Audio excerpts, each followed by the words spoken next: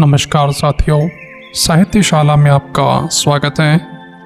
हिंदी कहानियाँ और कविताएं सुनने के लिए चैनल को सब्सक्राइब करें। हरिशंकर परसाई आधुनिक जगत के एक व्यंग्यात्मक लेखक कहे जाते हैं। अक्सर लोग हास्य विनोद और व्यंग को एक ही चीज़ समझते हैं, मगर हास्य विनोद वो है जो आपको सिर्फ हास्य की रचनाओं पर ध्यान केंद्रित करता है, पर व्यंग्यात्मक रचनाओं में एक कटाक्ष होता है जो कि हरिशंकर परसाई से बेहतर कोई नहीं लिख सकता। उन्हीं की एक व्यंग्यात्मक रचना वैष्णव की फिसलन आपके सामने प्रस्तुत है।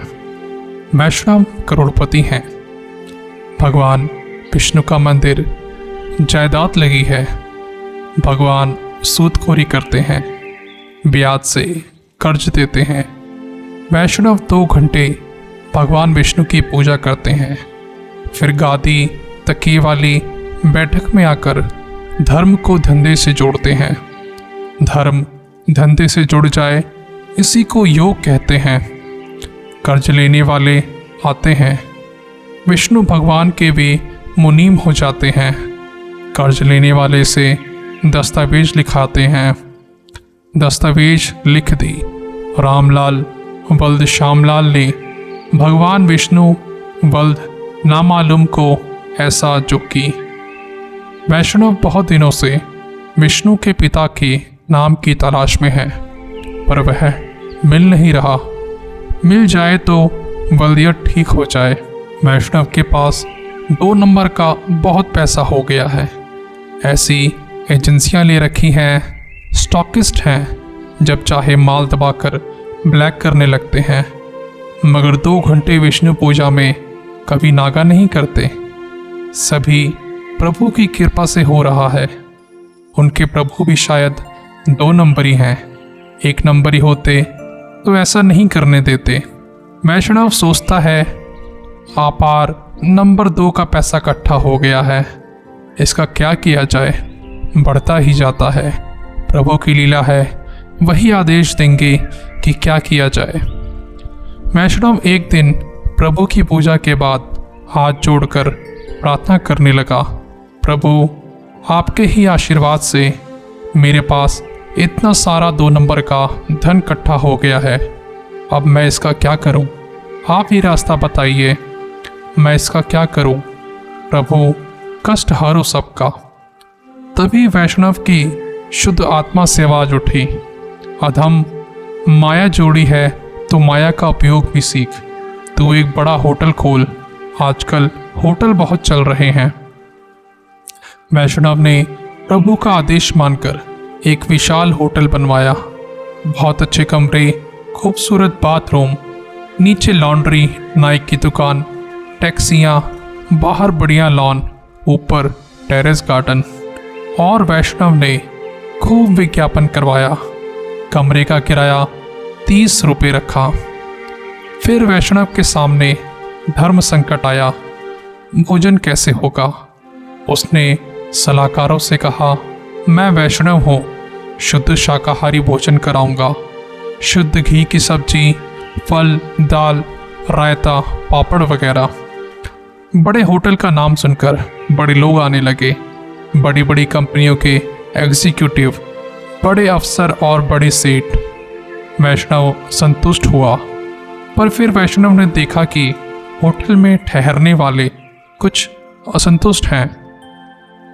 एक दिन कंपनी का एक एग्जीक्यूटिव बड़े तैश में वैष्णव के पास आया, कहने लगा, इतने महंगे होटल में हम क्या यह घास पत्ती खाने के लिए ठहरते हैं? यहाँ नॉनवेज का इंतजाम क्यों नहीं है? वैष्णव ने जवाब दिया, मैं तो वैष्णव हूँ, मैं गोश्त का इंतजाम अपने होटल में कैसे कर सकता हूँ? उस आदमी ने कहा, वैष्णव हो तो ढाबा खोलो, आधुनिक होटल क्यों खोलते हो? तुम्हारे यहाँ आगे कोई नहीं ठहरेगा। वैष्णव ने कहा, यह धर्म संकट की बात है, मैं प्रभु से पूछूंगा। उस आदमी ने कहा, हम भी बिजनेस में हैं, हमारा कोई धर्मात्मा नहीं, न आप न मैं। वैष्णव ने कहा, पर मैं तो यह सब प्रभु विष्णु ने दिया है, मैं वैष्णव धर्म के प्रतिकूल कैसे जा सकता हूँ। मैं प्रभु के सामने नतमस्तक होकर उनका आदेश लूँगा। दूसरे दिन वैष्णव साष्टांग विष्णु के सामने लेट गया। कहने लगा, प्रभु यह होटल बैठ जाएगा। ठहरने वाले कहते हैं कि हमें वहाँ बहुत तकलीफ होती है। मैंने तो प्रभु वैष्णव भोजन का प्रबंध किया है, पर वे मांस मांगते हैं। अब मैं क्या करूं? वैष्णव की शुद्ध आत्मा से आवाज आई, मूर्ख, गांधी जी से बड़ा वैष्णव इस युग में कौन हुआ है? गांधी जी का भजन है, वैष्णव जन ते तेड़ कहिए जे पीर पराई जाने रे। तो इन होटल में रहने वालों की पीर क्यों नहीं जानता? उनकी इच्छा अनुसार खाना नहीं मिलता। इनकी पीर तू समझ और उस पीर को दूर कर। वैष्णव समझ गया। उसने जल्दी ही गोश्त, मुर्गा, मछली का इंतजाम करवा दिया। होटल के ग्राहक बढ़ने लगे। मगर एक दिन फिर वही एग्जीक्यूटिव आया। कहने लगा, हाँ अब ठीक है, मांसाहार अच्छा मिलने लगा, पर एक बात है। वैष्णव ने पूछा, क्या? उसने जवाब दिया, गोश्त के पचने की दवाई भी तो चाहिए। वैष्णव ने कहा, लवण भास्कर चूर्ण का इंतजाम करवा दूं? एग्जीक्यूटिव ने माथा ठोका। कहने लगा, आप कुछ नहीं समझते। मेरा मतलब शराब। यहाँ बार खोलिए। वैष्णव सन्न रह गया। शराब यहाँ कैसे पी जाएगी? मैं तो प्रभु के चरणामृत का प्रबंध तो कर सकता हूँ, पर मदिरा, हे राम। दूसरे दिन वैष्णव ने फिर प्रभु से कहा, प्रभु वे लोग मदिरा मांगते हैं, मैं आपका भक्त मदिरा कैसे पिला सकता हूँ? वैष्णव की पवित्र आत्मा से आवाज आई, मूर्ख, तो क्या होटल बैठाना चाहता है? देवता सोमरस पीते हैं, वही सोमरस यह मदिरा है। इसमें तेरा वैष्णव धर्म कहाँ भंग होता है? सामवेद में 63 श्लोक सोमरस अर्थात मदिरा की स्तुति में है। तुझे धर्म की समझ है या नहीं? वैष्णव समझ गया। उसने होटल में बार खोल दिया। अब होटल ठाठ से चलने लगा। वैष्णव खुश था। फिर एक दिन एक आदमी आया। कहने लगा, अब होटल ठीक है, शराब भी है, गोश्त भी है, मगर मरा हुआ गोश्त है। हमें जिंदा गोश्त भी चाहिए। वैष्णव ने पूछा, यह जिंदा गोश्त कैसा होता है? उसने कहा, कैवरे, जिसमें औरतें नाचती हैं।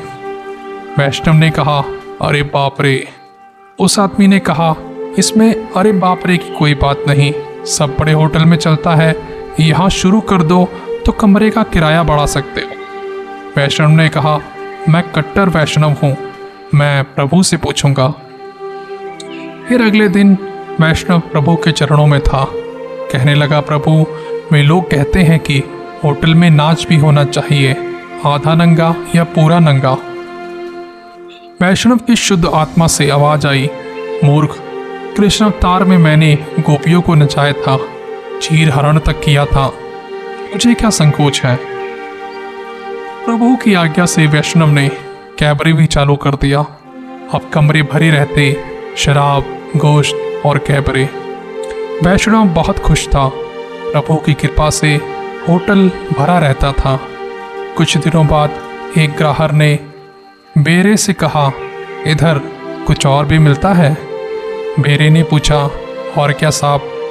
ग्राहक ने कहा, अरे यही मन बहलाने को कुछ, कोई ऊंचे किस्म का माल मिले तो लाओ। बेरा ने कहा, नहीं साहब, इस होटल में यह नहीं चलता। ग्राहक वैष्णव के पास गया, बोला, इस होटल में कौन ठहरेगा? इधर रात को मन बहलाने का कोई इंतजाम ही नहीं है। वैष्णव ने कहा, कैबरे तो है साहब। ग्राहक ने कहा, कैबरे तो दूर का होता है, बिल्कुल पास का चाहिए, गरम माल कमरे में। वैष्णव फिर धर्म संकट में पड़ गया। दूसरे दिन वैष्णव फिर प्रभु की सेवा में गया। प्रार्थना की, कृपा निधान, ग्राहक लोग नारी मांगते हैं, पाप की खान। मैं तो इस पाप की खान में जहाँ तक बनता है दूर रहता हूँ। अब मैं क्या करूँ? वैष्णव की शुद्ध आत्मा से आवाज आई, मूर्ख, यह तो प्रकृति और पुरुष का संयोग है, इसमें क्या पाप और पुण्य, चलने दे। वैष्णव ने बेरों से कहा, चुपचाप इंतजाम कर दिया करो, जरा पुलिस से बचकर 25% भगवान की भेंट ले लिया करो। अब वैष्णव का होटल खूब चलने लगा। शराब, गोश्त, कैबरे और औरत। वैष्णव धर्म बराबर निभा रहा है, इधर यह भी चल रहा है। वैष्णव ने धर्म को धंधे से खूब जोड़ा है। धन्यवाद साथियों। इस कहानी से हमें यह शिक्षा मिलती है कि आजकल जो बहुत बड़े बड़े धर्मात्मा बने हैं वो इन्हीं धर्म की आड़ में अपने काले कारनामे करते हैं और उन्हीं काले कारनामों पर हरिशंकर परसाई ने व्यंग किया है। आशा करता हूँ आपको ये कहानी अच्छी लगी होगी।